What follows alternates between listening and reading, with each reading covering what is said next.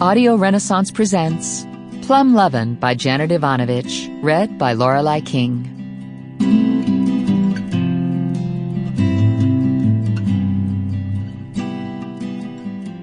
Chapter 1. Men are like shoes. Some fit better than others.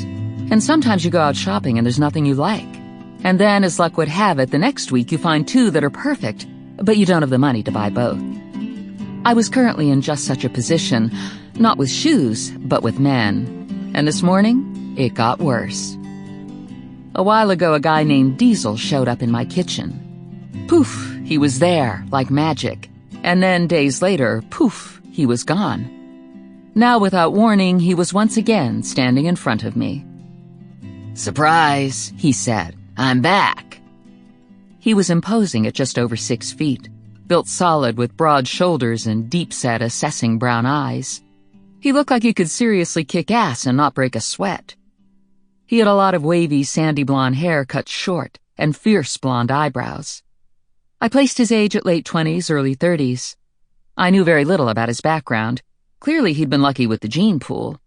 He was a nice-looking guy with perfect white teeth and a smile that made a woman get all warm inside.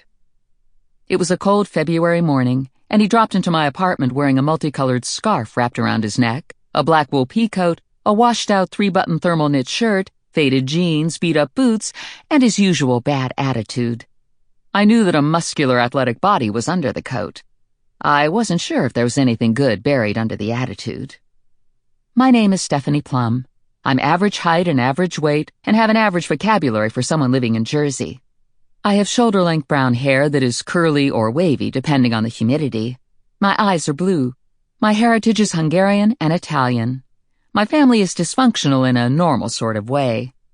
There are a bunch of things I'd like to do with my life, but right now I'm happy to put one foot in front of the other and button my jeans without having a roll of fat hang over the waistband. I work as a bond enforcement agent for my cousin Vinny, and my success at the job has more to do with luck and tenacity than with skill. I live in a budget apartment on the outskirts of Trenton, and my only roommate is a hamster named Rex. So I felt understandably threatened by having this big guy suddenly appear in my kitchen. "I hate when you just show up in front of me," I said. "Can't you ring my doorbell like a normal person?" "First off, I'm not exactly normal, and second, you should be happy I didn't walk into your bathroom when you were wet and naked." He flashed me the killer smile. "Although I wouldn't have minded finding you wet and naked." "In your dreams?" "Yeah," Diesel said. "It's happened." He stuck his head in my refrigerator and rooted around. Not a lot in there, but he found one last bottle of beer and some slices of American cheese. He ate the cheese and chugged the beer. "Are you still seeing that cop?" "Joe Morelli? Yep." "What about the guy behind door number 2? "Ranger? Yeah, I'm still working with Ranger." Ranger was my bounty hunter mentor and more. Problem was, the more part wasn't clearly defined. I heard a snort and a questioning woof from the vicinity of my bedroom. "What's that?" Diesel asked. "Morelli's working double shifts and I'm taking care of his dog, Bob." There was a sound of dog feet running, and Bob rounded a corner and slid to a stop on the kitchen linoleum. He was a big-footed, shaggy, orange-haired beast with floppy ears and happy brown eyes. Probably golden retriever, but he'd never win best of breed. He sat his ass down on Diesel's boot and wagged his tail at him. Diesel absently fondled Bob's head, and Bob drooled a little on Diesel's pant leg, hoping for a scrap of cheese. "Is this visit social or professional?" I asked Diesel. "Professional. I'm looking for a guy named Bernie Beaner. I need to shut him down." If I'm to believe Diesel, there are people on this planet who have abilities that go beyond what would be considered normal human limitations. These people aren't exactly superheroes. It's more that they're ordinary souls with the freakish ability to levitate a cow or slow-pitch a lightning bolt. Some are good, and some are bad. Diesel tracks the bad.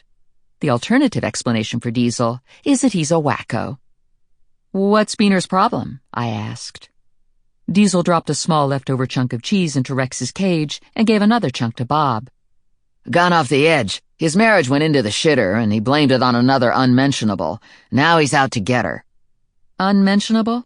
"That's what we call ourselves. It sounds better than freak of nature." "Only marginally." Sample complete. Ready to continue?